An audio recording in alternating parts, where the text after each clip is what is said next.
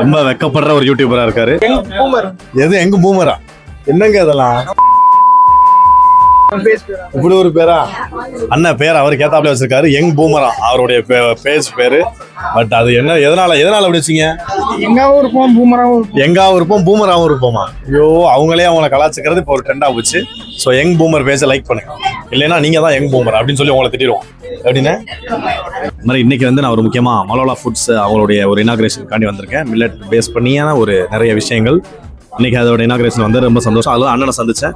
அரபு கண்ட்ரிஸ், ஒரு துபாயில ஒட்டகத்துக்கு மேல 9வது ஆளா போற மாதிரி ஒரு பிரைட்டான ஒரு ஃபேஸ் இருக்கு. ஆனா சேலம்ன்றதுனால நம்ப முடியல. பட் இவர் சேலத்தை பத்தி கேட்கறதுனால சேலத்தை பத்தி சொல்ல வேண்டிய ஒரு கட்டாயம்.